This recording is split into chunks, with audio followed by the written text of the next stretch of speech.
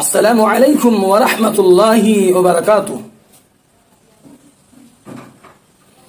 الحمد للہ رب العالمین والعاقبۃ للمتقین والصلاة والسلام على رسوله محمد وآلہ واصحابہ اجمعین. اما بعد فاعوذ باللہ السمیع العلیم من الشیطان الرجیم. بسم اللہ الرحمن الرحیم. محمد رسول اللہ والذین معه اشداء علی الکفار رحماء بینہم. سامعین مکرم، ناظرین محترم، نوجوان ساتھیوں،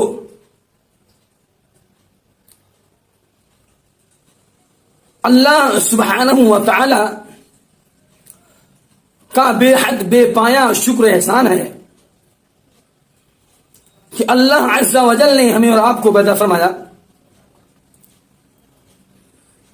درود و سلام کا نزول ہو پیغمبر اسلام جناب محمد رسول اللہ صلی اللہ علیہ وسلم پر، جو تمام انسانیت کے لیے سراپا رحمت بن کر کے تشریف لائے. سامعین مکرم، آج کے اس مختصر وقت میں درس کا موضوع ہے صحابہ کرام رضوان اللہ علیہم اجمعین کی عظمت. قرآن کریم کے اندر اللہ سبحانہ و تعالی نے خود شہادت دی ہے کہ محمد صلی اللہ علیہ وسلم اللہ کے رسول ہیں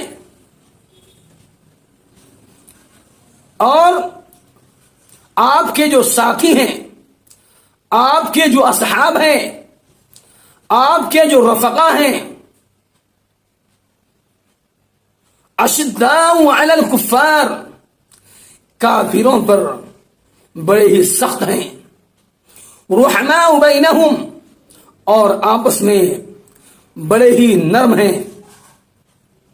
شاعر کہتا ہے، ہو حلقہ یاراں تو بریشم کی طرح نرم، ہو حلقہ یاراں تو بریشم کی طرح نرم، رزم حق و باطل ہے تو فولاد ہے مومن. اللہ سبحانہ و تعالی نے صحابہ کرام کی عظمت کو، ان کی تقدس کو بیان فرمایا. سامعین مکرم، قرآن کریم کی جب ہم تلاوت کرتے ہیں، اللہ کے اس آخری کتاب قرآن مقدس کی تلاوت کرتے ہیں تو یہ بات کھل کر روزے روشن کی طرح عیاں ہو جاتی ہے کہ اللہ سبحانہ و تعالی صحابہ کرام سے راضی اور خوش ہوا، رضی اللہ عنہم ورضوا عنہ کا خطاب دیا. شاعر کہتے ہیں، صحابہ کی عظمت کو یہ بات کافی، صحابہ کی عظمت کو یہ بات کافی، خدا ان سے راضی اور راضی خدا سے. اللہ سبحانہ و تعالی نے اس کائنات کے اندر انبیاء کرام کا سلسلہ شروع کیا اور آپ صلی اللہ علیہ وسلم پر نبوت کا سلسلہ بند فرمایا. جناب محمد رسول اللہ صلی اللہ علیہ وسلم کو اللہ سبحانہ و تعالی نے ایسے رفقا عطا کیے، ایسے اصحاب عطا فرمایا کہ جو دیگر کسی بھی سابقہ انبیاء، پہلے کے نبیوں کے ماننے والوں کو اللہ تبارک و تعالی نے ایسا نہیں بنایا. یعنی آپ کے جو اصحاب تھے وہ دنیا کے عظیم ترین انسان تھے. صحابہ کرام کی شان میں آج ہمارے معاشرے میں کچھ ایسے بہروپیے پیدا ہو چکے ہیں جو صحابہ کرام کو نعوذ باللہ مرتد کہتے ہیں اور طرح طرح کے الزامات ان نفوس قدسیہ پر لگاتے ہیں، اور یہ الزامات اور یہ اتہام لگانے والے یہ وہ شخص ہیں جو رافضیوں کے آلہ کار بنے ہوئے ہیں۔ یہ وہ لوگ ہیں جو صحابہ کرام پر تنقید کرتے ہیں، توہین کرتے ہیں، صحابہ کرام کو برا بھلا کہتے ہیں۔ میرے بھائیوں، ضرورت ہے کہ ہم صحابہ کرام کی شان میں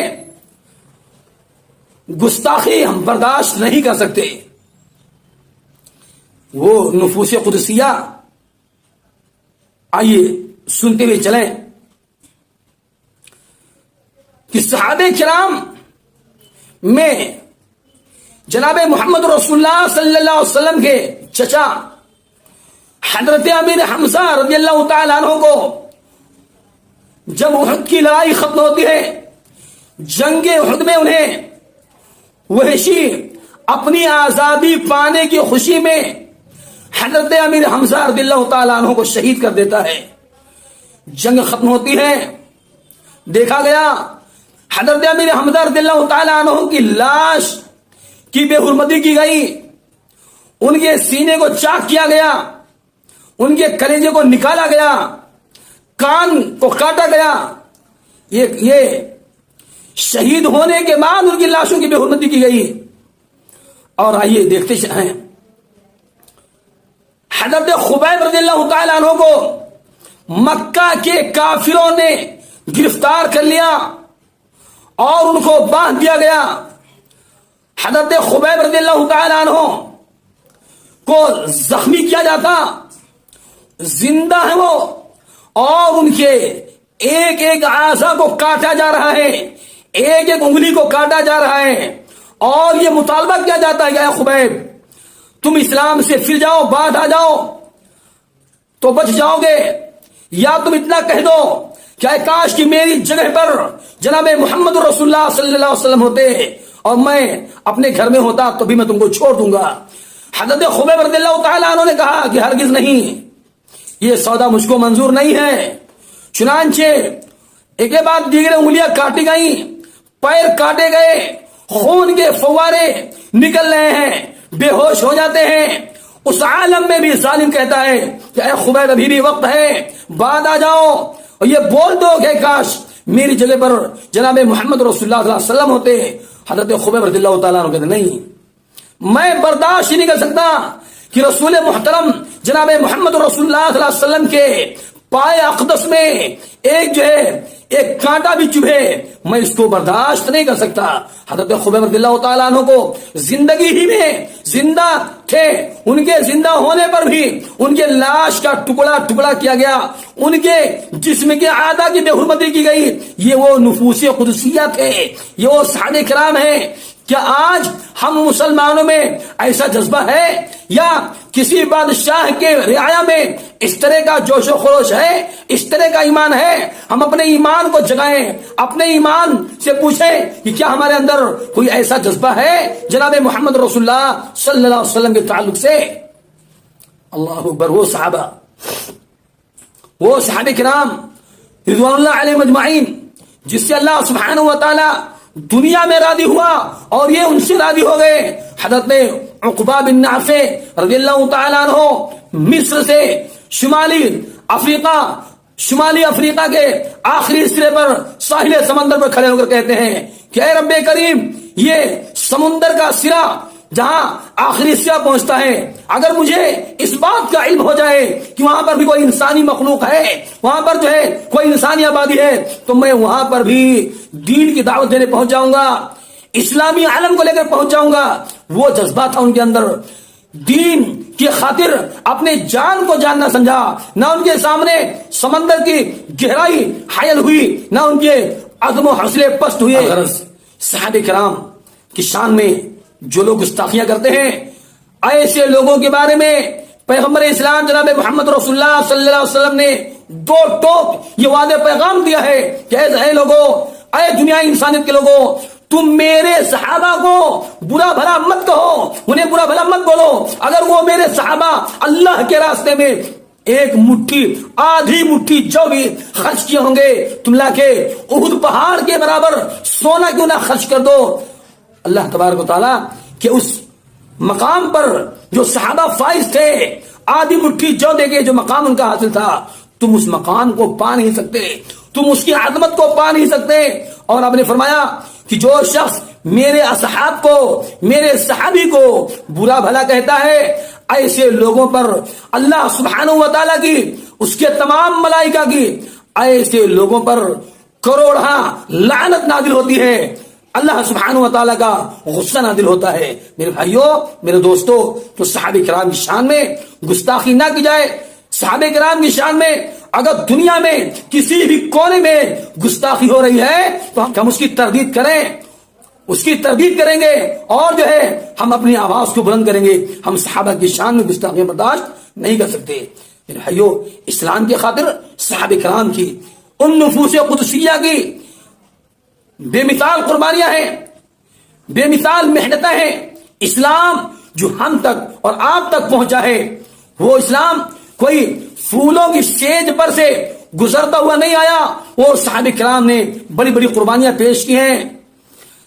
اسلام کو پھیلانے کی خاطر غربت و افلاس کے عالم میں درختوں کے پتے چبا چبا کر، ایک ایک کھجور پورا دن چوس چوس کر، ایک ایک کھجور کھا کر کے انہوں نے محنتیں کی ہیں، تب جا کر اسلام ہم تک اور آپ تک پہنچا ہے۔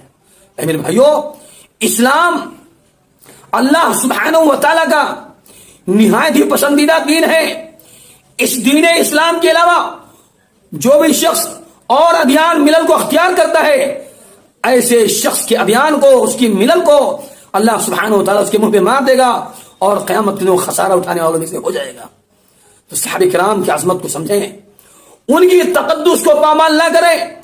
ازواج مطہرات کی شان میں بھی یہ بدبخت توہین آمیز کلمات بکتے ہیں، ایسے لوگوں سے اللہ سبحانہ و تعالیٰ ضرور انتقام لے گا۔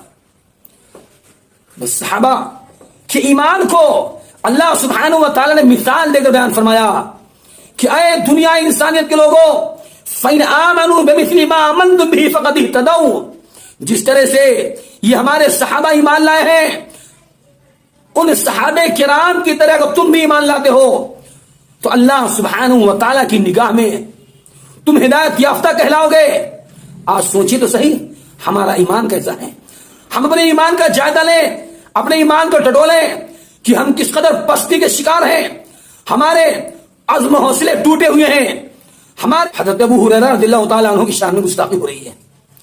اتنے بڑے مقام پر فائز راویان احادیث میں سب سے بلند مقام پر فائز ہیں حضرت ابو ہریرہ رضی اللہ تعالیٰ عنہ، سب سے زیادہ روایات ہیں سیدنا ابو ہریرہ رضی اللہ تعالیٰ عنہ کی۔ یہ ظالم بدبخت ان کی شان میں گستاخیاں کرتا ہے۔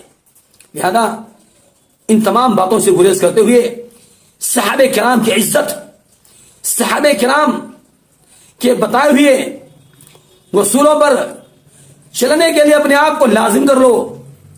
پیغمبر اسلام جناب محمد رسول اللہ صلی اللہ علیہ وسلم کی تعلیمات پر عمل کرو، صحابہ کی شان میں گستاخیاں نہ کرو، ورنہ دنیا بھی ان گستاخیاں کرنے والوں کی دنیا تاریخ ہو جائے گی، اور آخرت میں انہیں جو سزا ملے گی اس کو کوئی ٹال نہیں سکتا ہے۔